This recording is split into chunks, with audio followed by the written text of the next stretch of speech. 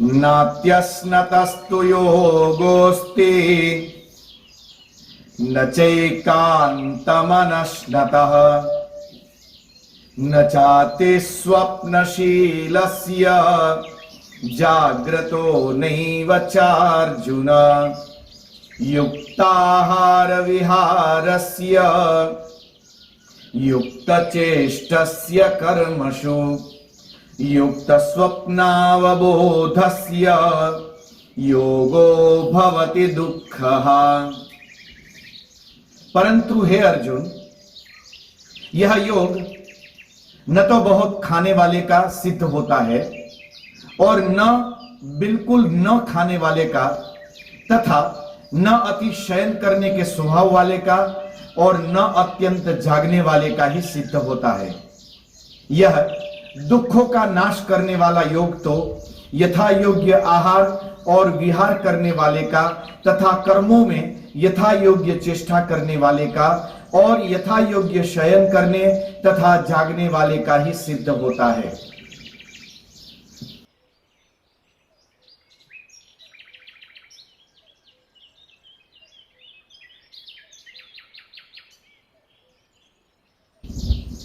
तो सज्जनों, मुस्कुराइए। आप सभी को मेरा प्रणाम। जय सिया राम। कन्या गुरुकुल के लाभार्थ मानवता मिशन द्वारा आयोजित इस आत्म संयम चिंतन सत्र में आपका स्वागत है। कुछ समय पहले मेरे एक मिलने वाले साधक ने मुझे प्रश्न किया था, फोन किया था कि बोले गुरुजी, मैं रोज विगत 20-25 साल से रोज प्रातःकाल माला करता हूं, जपता हूं, किंतु जब मैं माला जपता हूं मेरा मन नहीं लगता है। मेरा मन में स्थिर करने की कोशिश करूं तो वो मेरा मन स्थिर ही नहीं हो पाता है।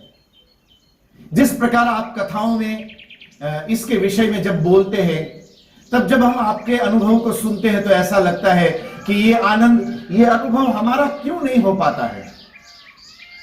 बहुत बार सोचा तो आज मैंने हिम्मत करके आपको पूछ लिया। तब मैंने उस सज्जन को पूछा था कि आप सुबह कितने बजे उठते हैं। बोले ज्यादा तो जल्दी नहीं उठ पाता हूं, किंतु 6-6:30 बजे तक उठ जाता हूं। तो फिर मैंने आगे पूछा कब उठते हो, उससे हालांकि मेरा कोई मतलब नहीं था, यूं ही पूछा था। फिर मैंने आगे पूछा कि रात को कितने बजे सोते हो। बोले कोई ज्यादा नहीं, लगभग 10:30-11 बज जाते हैं सोते सोते। अच्छा है। भोजन कितने बजे करते हो शाम का। बोले काम से आते हैं, थोड़ा शांति से बैठते हैं, नहाते हैं, आरती करते हैं, ये सब करने में थोड़ा टाइम लग जाता है, तो रात का भोजन लगभग हमारा 9:30 के आसपास होता है। तब मैंने उनको बोला था कि आपको ज्यादा और कुछ करने की जरूरत नहीं है, 2 समय से भोजन करना शुरू कर दो, और यदि संभव हो तो रात्रि को कम से कम भोजन के बाद 4 घंटे आपको मिले और आप सोने के लिए जाए, इतना गैप रखिए। कोशिश करो कि रात्रि को आप जल्दी सो सको। मैंने उनके साथ जब ये बात करी तो ये अनुभव, ऐसा क्यों? आज भगवान श्री कृष्ण उसी विषय पर चर्चा करते हैं। भगवान श्री कृष्ण ने कहा था कि वो परम शांति और निर्वाण के आनंद को प्राप्त कर सकता है। ये दोनों प्रत्येक आत्म संयमी साधक के लिए अनमोल धरोहर है। 2 को छोड़िए, यदि एकाध भी मिल जाए, चलिए मिलने को भी छोड़िए, यदि इनमें से एकाध का स्पर्श अनुभव भी हो जाए तो भी प्रत्येक आत्म संयमी साधक के लिए वो धन्य क्षण हो जाएगी। प्रत्येक आत्म संयमी व्यक्ति के लिए वो धन्यता का अनुभव हो जाएगा।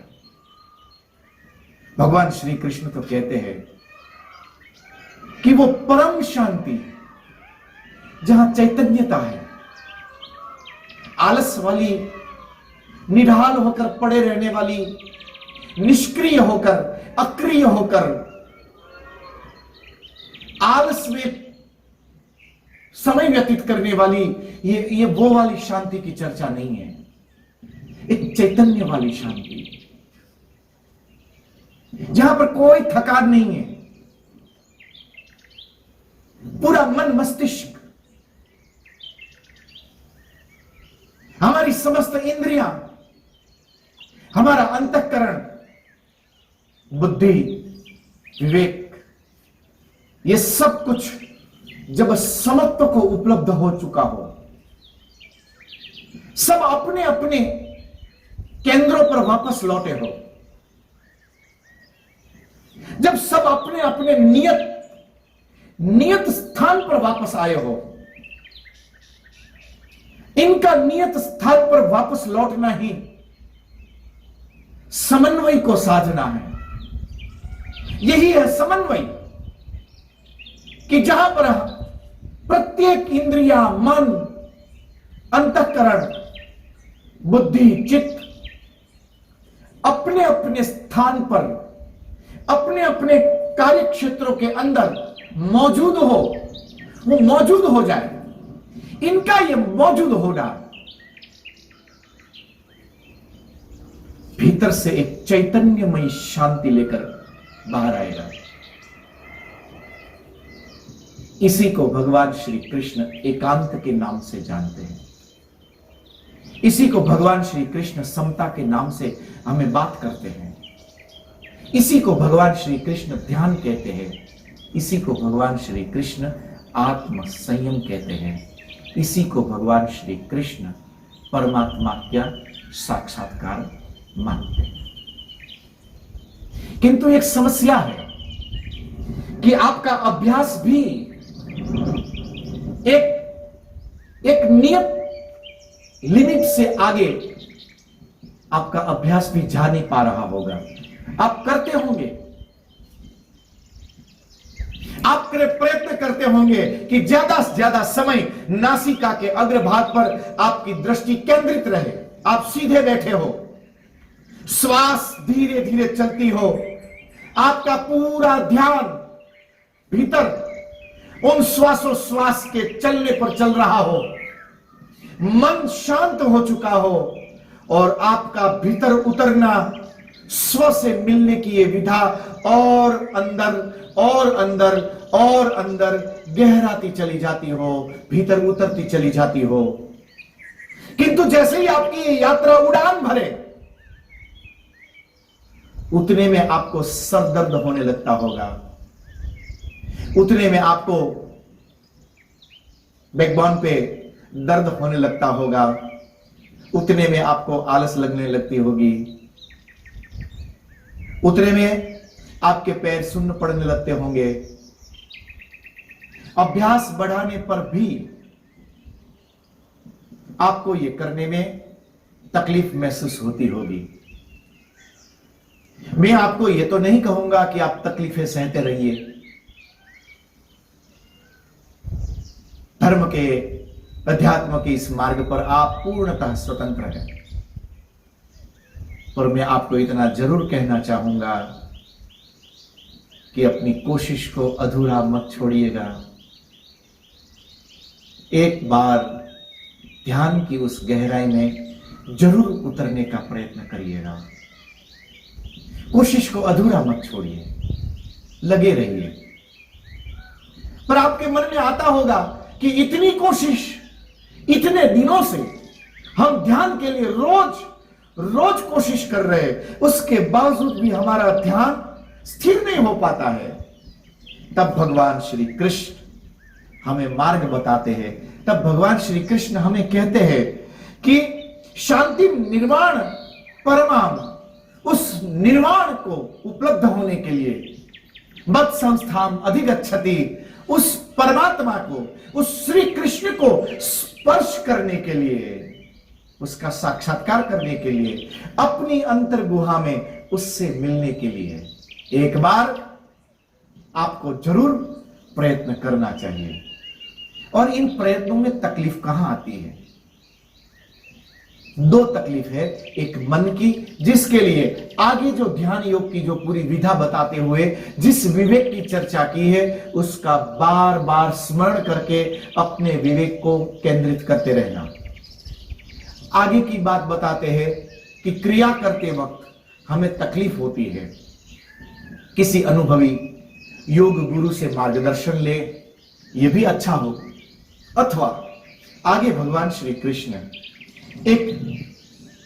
इसका एक मनोवैज्ञानिक समाधान हमें देते हैं, और वह मनोवैज्ञानिक समाधान है कि नात्यश्नतस्तु, क्यों आलस आती है,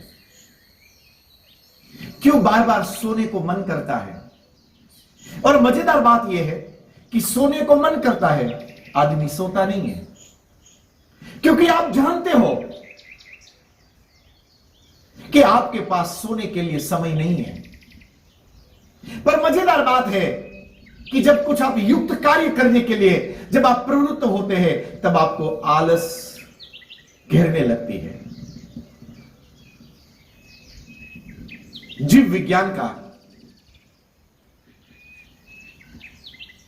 आज एक बहुत बड़ी खोज पुरानी हो गई है, पर जीव विज्ञान के किताबों में आपको लिखा हुआ मिलेगा कि केवल आपके मस्तिष्क के अंदर, केवल मस्तिष्क में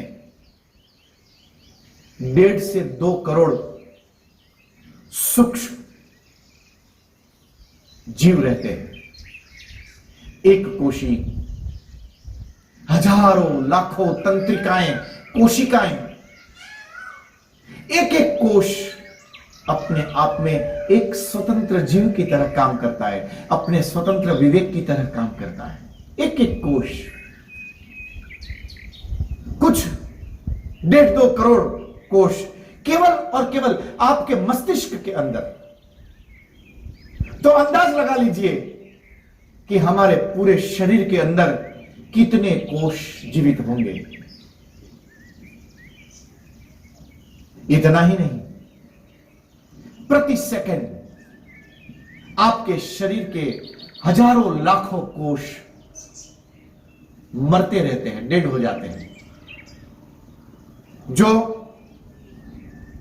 ऊपर आकर ऊपर से वो स्किन उतरती रहती है, अंदर की स्किन, फिर बाहर नई स्किन बाहर आती रहती है।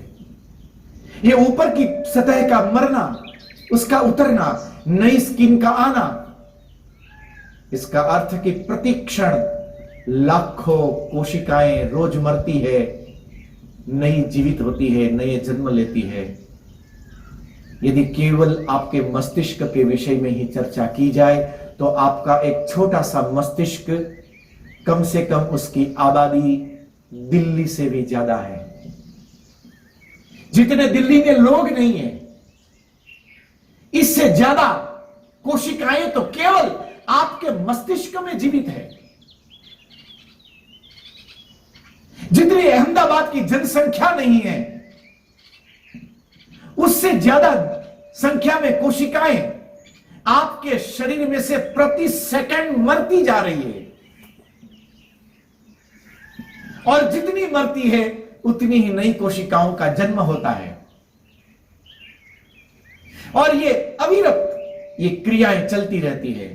आपका कॉन्शियस, आपकी चेतना, जब आप प्रवचन सुनते हैं, जब आप विवेक की चर्चा सुनते हैं, जब आप कोई स्मृति की बात सुनते हैं, तब आपकी पूरी चेतना आपके मस्तिष्क की ओर दौड़ने लगती है।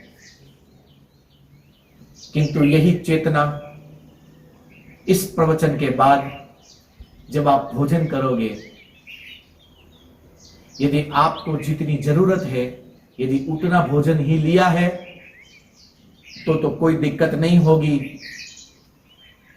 किंतु यदि आपने थोड़ा सा ज्यादा, यदि ग्राम के हिसाब से मैं बताऊं तो 10 से 12, 15 ग्राम पर मात्र, यदि आपने जरूरत से ज्यादा, आज बहुत स्वादिष्ट रसोई बनी है, थोड़ा ज्यादा खा ले, क्या फर्क पड़ता है, ऐसा करके 10 से 12 ग्राम यदि वजन आपने ज्यादा भोजन ले लिया तो आपकी पूरी चेतना मस्तिष्क को छोड़कर सीधी पेट की ओर गति करना शुरू कर देगी, पेट की ओर भागेगी, मस्तिष्क छूटेगा। चेतना जब मस्तिष्क को छोड़ेगी तो मस्तिष्क तंद्रा में चलता चला जाएगा, तब आपको नींद आने जैसा महसूस होने लगेगा।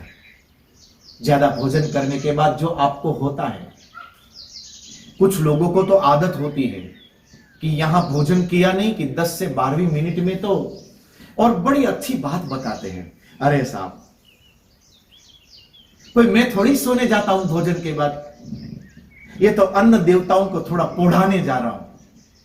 अन्न देवताओं को पोढ़ने की कोई जरूरत नहीं है, वो तो आपकी बॉडी के अंदर एक्टिव होने के लिए गए हैं, ताकि वो आपको शक्ति दे सके, आपको ऊर्जा दे सके, जिस शक्ति से, जिस ऊर्जा से, जिस संयम से आप पुनः ध्यान में प्रवृत्त हो सके, और उस ध्यान के चरम पर जब आप पहुंचे तब आपको परमात्मा का साक्षात्कार हो सके। उस परमात्मा के साक्षात्कार की जो अंतिम विधा है, उसका प्रारंभ जब आप भोजन लेते हैं तब होता है। और इसलिए पातंजल योग सूत्र कहता है कि जिसका भोजन शुद्ध उसके विचार शुद्ध, जिसके विचार शुद्ध उसको ही परमात्मा का अनुभव होता है। आहार शुद्ध हो सत्व शुद्धि ही, सत्व शुद्धात् ध्रुवा स्मृति। पातंजल योग सूत्र इस सिद्धांत पर हमारा मार्गदर्शन करता है, और यहां पर भगवान श्री कृष्ण भी हमें कहते हैं कि जिसने अपने आहार पर, हालांकि हमने अपनी पूरी विधा को बड़ा उटपटांग बना दिया है। बोलने वाला, ज्ञान देने वाला लगभग 60 को पार कर गया होता है। 60-65 साल के आदमी को रात में 3-4 घंटे ज्यादा बोलो, 5-1 घंटे से ज्यादा उसको नींद आ नहीं सकती है। यदि 70 तक चला गया हो तो डेफिनेटली 3 घंटे से ज्यादा फिर उसको नींद नहीं आती है। और वो उपदेश किनको देते हैं? जिनकी उम्र 15 साल है, जिनकी उम्र 17 साल है, जिनकी उम्र 22 साल है, जिनकी उम्र 35 साल है। 12, 15, 17 साल के बच्चे को, क्योंकि अभी बहुत कुछ उसके अंदर निर्माण हो रहा है, इसलिए उसको ज्यादा ऊर्जा की जरूरत है, ज्यादा ऊर्जा की जरूरत है, इसलिए उसको ज्यादा भोजन की जरूरत है। ज्यादा भोजन है, ज्यादा ऊर्जा की आवश्यकता है, इसलिए उसको नींद भी ज्यादा आती है। मजेदार बात है कि जो ब्रह्म विद्या के विषय के प्रवचन, जो परिपक्व बुद्धि वाले लोग, यानी कि जिसकी उम्र लगभग 42-45 को पार कर चुकी हो, कम से कम जो 40 को पार कर चुका है, ऐसा व्यक्ति, क्योंकि अब उसका विवेक धीरे धीरे संसार का अनुभव लेकर ठहर चुका होता है, जिसका विवेक ठहरा है, जिसका अनुभव अब ठहरने को तैयार है, ऐसा व्यक्ति यदि वेदांत के प्रवचन में बैठे तो उसको वेदांत के प्रवचन, उसको आत्मसंयम के प्रवचन जल्दी समझ आता है। किंतु यही प्रवचन यदि 12, 15, 16 साल के बच्चे को सुनाया जाए तो उसको ये जल्दी बातें समझ में नहीं आती है, क्योंकि इनमें से बहुत सारी बातों में तो वो खुद स्वतः ही सहज होते हैं। अभी उनका इतना अहंकार भी जगह नहीं होता है, इसलिए जब अहंकार के विषय में चर्चा होने लगती है तो वो सोचते हैं कि ऐसी बेतुकी बातें ये लोग क्यों करते हैं बड़े होकर। और जब उनको वो बातें बेतुकी लगने लगती है तो उनका मन भीतर से बाहर दौड़ने लगता है और उनको चालू प्रवचन में नींद आने लगती है। ये नींद दो कारणों से आ सकती है। या तो आपको ये बातें ही बेतुकी लगने लगे, अथवा तो आपके भीतर की वासना अब इतनी गहरी हो चुकी है कि अब ये बातें आपको समझ में ही नहीं आ रही है। इन दो अवस्थाओं को छोड़कर तीसरी कोई अवस्था नहीं है कि जहां पर आपको कोई बातें बेतुकी लगती हो। भगवान श्री कृष्ण कहते हैं कि समाधि और ध्यान का ये जो अभ्यास है, इतना अभ्यास करने के बावजूद भी मन जितना स्थिर होना चाहिए, मन के अंदर जो स्थित प्रज्ञता आनी चाहिए, वो स्थित प्रज्ञता, वो स्थिरता, वो समाधि, वो आनंद, वो निर्वाण का अनुभव भीतर से जग नहीं रहा है। वो न जगने का और कोई कारण नहीं, केवल इतना भर कारण है क्योंकि अभी भी हमारा आहार विहार शुद्ध नहीं है। अभी आप सोचते होंगे कि बस अब 2-3-4 लाइन छोड़कर अब मैं बोलने वाला हूं कि कल से पिज्जा खाना बंद कर दीजिएगा, कल से सैंडविच खाना बंद कर दीजिएगा, कल से चॉकलेट खाना बंद कर दीजिएगा। नहीं, आपको जो पसंद है, जैसा पसंद है, आप जरूर आहार लीजिए। नियम बस इतना ही है कि जितनी आपको जरूरत है बस केवल उतना ही भोजन करें। पूज्यपाद राम सुखदास जी महाराज ने भगवत गीता पर जो ग्रंथ लिखा साधक संजीवनी, उसके अंदर इस विषय पर लिखते हुए उन्होंने बहुत अच्छी बात लिखी है कि हमारा पूरा जो एक व्यवस्था है, दिनचर्या जो है, हमारी पूरी दिनचर्या ही छिन्न भिन्न हो चुकी है। हमारी दिनचर्या ऐसी हो चुकी है कि जहां पर हमारी दिनचर्या के अंदर अब हम न तो ठीक से भोजन ले रहे हैं, न ठीक से विश्राम ले रहे। 60 साल का बूढ़ा जिसको 3-4 घंटे से ज्यादा नींद नहीं आती है, वो 15 साल के बच्चे को सुबह 4 बजे डंडा लेकर जगाता है, दिन भर सोता रहता है। उठ, जल्दी उठ, ब्रह्म मुहूर्त में उठना चाहिए, बस सुबह उठकर तुझे गायत्री करना चाहिए, हवन करना चाहिए। अरे वो करेगा, किंतु इस समय उसको गायत्री से ज्यादा नींद की जरूरत है। पूरी साइकिल उसकी खराब कर देते हैं। हर मां अपने छोटे से बच्चे को गोद में लेकर पीछे पड़ जाती है। थोड़ा सा और खा लो बेटा, तू तो खाता ही नहीं है, तू खाएगा नहीं तो फिर तुझे ताकत कैसे आएगी, ताकत नहीं आएगी तो फिर तू विनर कैसे हो पाएगा। जिसको विनर क्या होना होता है वही पता नहीं है, वो विनर के लिए, विनर होने के लिए दौड़ता है, और उसकी मां उसको विनर बनाने के लिए ठूसे जा रही है, खिलाए जा रही है, खिलाई जा रही है। जिसका पूरा पेट एक मुट्ठी भर है, उस बच्चे को 3-3 मुट्ठी खाना खिलाया जा रहा है। फिर क्या होगा? अजीर्ण होगा। अजीर्ण होता है, बच्चा ज्यादा सोने लगता है, ज्यादा सोने लगता है, ज्यादा आलस में पड़ता है, ज्यादा आलस में पड़ता है, ओवरवेट होने लगता है, ओवरवेट हो जाता है। फिर उसका हिलना डुलना, खेलना, खेलने में आनंद लेना, ये सारा सब कुछ अपने आप स्वतः निरस्त होने लगता है। फिर उसी बच्चे को लेकर वो किसी डॉक्टर के पास जाते हैं और उस डॉक्टर को जाकर कहते हैं कि हमारा बच्चा किसी काम में रस ही नहीं लेता है, बस मोटा हो गया है, बैठा रहता है, कुछ करता नहीं है। हम कहते हैं फिर भी वो हिलता डुलता नहीं है। पर कहां से हिले डुलेगा? आपने उसकी पूरी साइकिल को खराब कर दी। छोटे उस बच्चे को चाहिए कि वो जितना खा सकता है उसको प्यार से खिलाया जाए। छोटे बच्चे के लिए जरूरी है कि वो जितना सोना चाहता है उसको पूरी नींद दी जाए। पूरी साइकिल खराब कर दी है। पूज्यपाद राम सुखदास जी महाराज ने तो उसके लिए पूरा एक डायग्राम बना कर दिया है कि किस प्रकार हमें अपने पूरे दिनचर्या को व्यवस्थित करना चाहिए। पूरा एक डायग्राम है कि 2 भाग में विभक्त किया कि एक व्यवस्थाओं के लिए और दूसरा अपने निजबोध के लिए। व्यवस्थाओं के लिए आपको काम करना जरूरी है, काम करेंगे तो आपको भोजन करना जरूरी है, भोजन करना, सोना, काम करना। दूसरी ओर जप करना, समाधि में जाना, अपना ईश्वर का आराधन करना। तो 2 अलग अलग प्रकार में आपको एक ही साथ क्रिया करना होता है। उस क्रिया को कहते हैं दिन की एक पूरी दिनचर्या। 24 घंटे का एक दिन होता है। 24 घंटे के एक दिन में व्यक्ति को चाहिए कि उसको 6-6 घंटे में 4 भाग में वो विभक्त कर दे। जब आप उसको 6-6 घंटे के 4 भाग में विभक्त कर देंगे तो अपने आप आपकी दिनचर्या सेटल होने लगेगी। क्या बात है, व्यक्ति दोपहर को जरूरत से ज्यादा खाना खा लेता है।